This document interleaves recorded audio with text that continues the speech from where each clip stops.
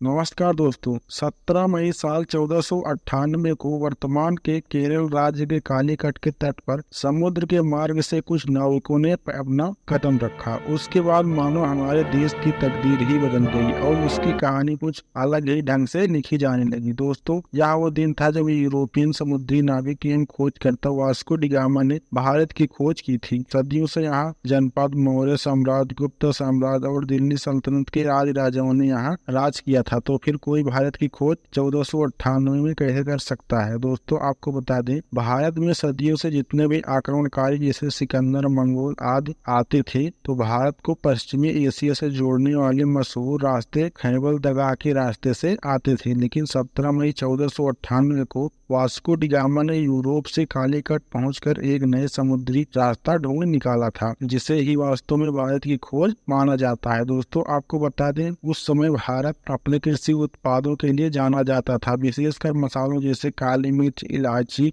दालचीनी आदि के लिए बहुत प्रसिद्ध था, जिस कारण उस समय भारत से व्यापार करने के लिए यूरोप तथा अरब के देशों के बीच होड़ लगी रहती थी। लेकिन उस वक्त एशिया के प्रमुख देशों जैसे भारत, चीन, म्यांमार आदि देशों से व्यापार सिर्फ स्थलीय मार्ग से होता था, जिसे सिर्फ मुस्लिम शासक एवं व्यापारी ही इस्तेमाल किया करते थे। और मुस्लिम शासक यूरोपियों को उस रास्ते से व्यापार नहीं करने देते थे। लेकिन जब यूरोपियों को लोगों के यहाँ आने और यहाँ के दौलत के बारे में सुनते थे, तब वे भारत पहुंचने के लिए और भी उत्सुक हो जाते थे। इसलिए व्यापार मार्ग की समस्या को खत्म करने के लिए कई यूरोपीय देशों ने भारत के मध्य एवं समुद्री मार्ग खोजने का प्रयत्न शुरू कर दिया। मगर कई सालों के प्रयासों के बाद भी कोई सफल नहीं हो सका, क्योंकि उस समय समुद्र को लेकर तरह तरह की अफवाहें उड़ती रहती थी। जैसे कि कई लोगों का मानना था कि अगर नाव को समुद्र के बहुत दूर तक ले जाए तो नाव समुद्र के अंतिम छोर पर जाकर के डूब जाएगी। इसलिए कुछ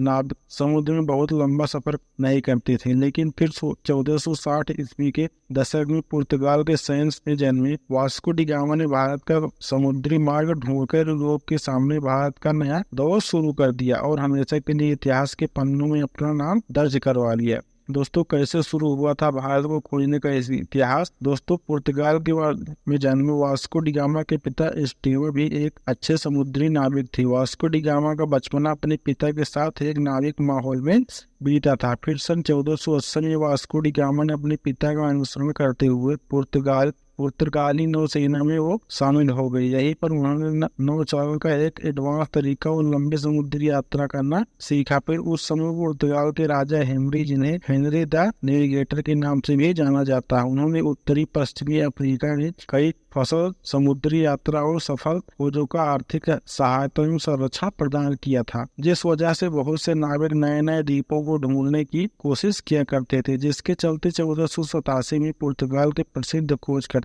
बार्टोलोमेओ डायस अफ्रीका के दक्षिणी सिरे तक यात्रा करके यह पता लगाया था कि हिंद महासागर और अटलांटिक महासागर आपस में जुड़े हुए हैं। जिसके बाद डी गामा जो समुद्री यात्रा की ओर खोजबीन में गहरी दिलचस्पी रखता था, वह जानता था कि यदि हिंद और अटलांटिक महासागर अफ्रीकी भूमि के अंत में जुड़ते हैं, तो अफ्रीका से दूर दक्षिण में कोने पर मौजूद केप ऑफ ट्रूथ के माध्यम से भारत तक पहुंचने का मार्ग खोज सकते हैं। इसके बाद 8 जुलाई 1497 को वास्को डी गामा ने 4 जहाजों और 170 आदमियों के दल के साथ पुर्तगाल के लिस्बन शहर से अपनी यात्रा शुरू की। वो खुद 200 टन वजनी सैम कैपियन नामक जहाज में सवार हुआ और अपने छोटे भाई पाउलो को सेंट रेफेल नामक जहाज का नेतृत्व सौंप दिया। फिर कुछ दिनों के बाद उसने उनका जहाजी से बीड़ा इस समय के मोरक्को देश में स्थित कैवे द्वीप से गुजरते हुए केप वर्दी समुद्री मार्ग पर पहुंचा और वहीं 3 अगस्त तक रुका रहा। को बता दें कि वे लोग अपने साथ पत्थर के स्तंभ लेकर आया करते थे, जिसे वे लोग अपने मार्ग को चिन्हित करने के लिए महत्वपूर्ण पड़ाव पर स्थापित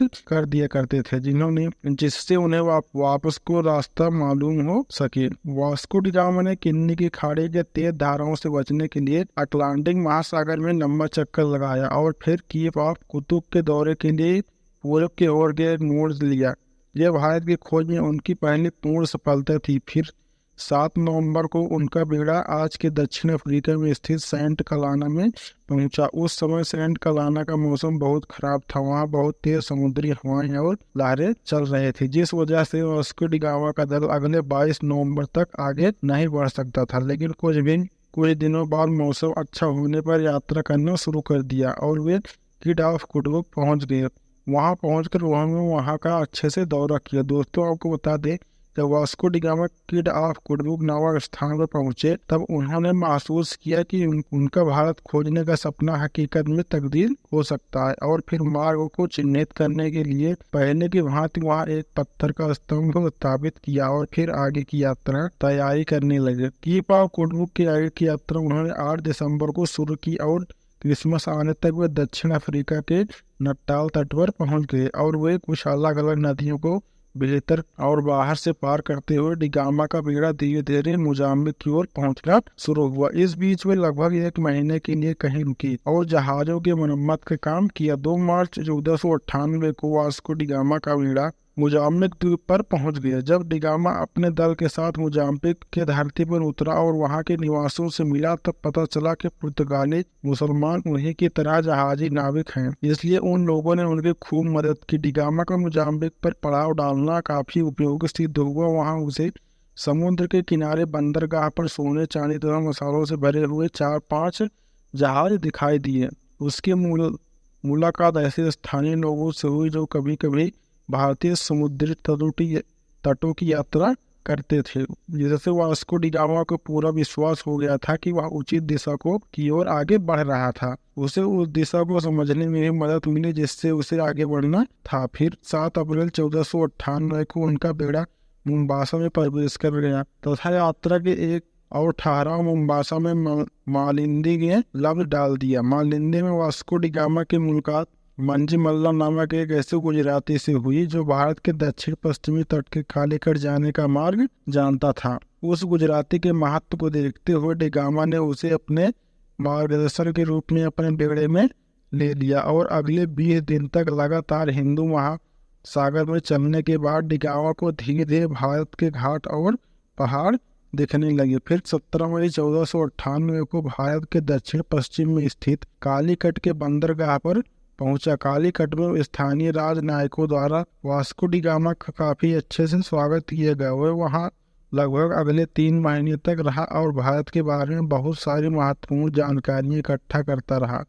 दोस्तों, वास्को डी गामा के भारत आने और उसके कालीकट के उतरने के बाद भी कई ऐसी घटनाएं हुई जिनके बारे में लोगों में अभी भी सहमति नहीं पाई गई है। दोस्तों, वास्को डी गामा यहाँ 3 महीने रहने के बाद 2 साल से अधिक की यात्रा करते हुए 18 दिसंबर को पुनः लिस्बन वापस लौट आया। इस दौरान उसने लगभग 38,600 किलोमीटर की यात्रा की थी। और दोस्तों, आपको बता दें, इस लंबी सहायक यात्रा में उसके कुल 170 साथी थे, जिसमें से कि 116 यात्रा के दौरान मृत्यु हो गई थी। वास्को डी गामा इस उपलब्धि से पुर्तगाल के राजा बहुत खुश हुए थे तथा उन्होंने वास्को डी गामा को 1502 में उसे भारत की यात्रा पर भेजा था। इतिहासकारों का मानना है कि जब वास्को डी गामा विभिन्न प्रकार के मसालों के साथ अपने देश पुर्तगाल लौटा तो उसने सिर्फ मसाला बेचकर ही यात्रा पर खर्च किए गए पैसों से 4 गुना ज्यादा पैसे कमा लिए थे। दोस्तों, फिर 1524 में वास्को डी गामा का मृत्यु कालीकट में तब हो गई जब वह अपने तीसरी यात्रा पर आया हुआ था और कई इतिहासकारों के मुताबिक उनकी मृत्यु का कारण मलेरिया था। दोस्तों, जब डी गामा ने यूरोप और भारत के समुद्री मार्ग की खोज कर लिया था तब डी गामा का नाम पूरे यूरोप और में मशहूर हो गया था और उनकी इस साहसी यात्रा की चर्चा सभी यूरोपियन देशों में होने लगी थी तथा धीरे धीरे अन्य देशों ने भी उस खोजे गए रास्ते से अपने अभियान भारत भेजने शुरू कर दिए थे, जिस वजह से पुर्तगालियों के पास डच, वेनिस, ब्रिटिश और फ्रांसीसी भी भारत आना शुरू हो गए थे। जिसके बाद आगे के दशक में भारत में जो भी हुआ हम अच्छे से जानते हैं, जैसे कि भारत इन चीजों की कॉलोनी बन गया। दोस्तों, आज के लिए बस इतना ही। फिर मिलते हैं एक नई वीडियो में, तब तक के लिए आप हमारे चैनल को सब्सक्राइब कर लीजिएगा। धन्यवाद।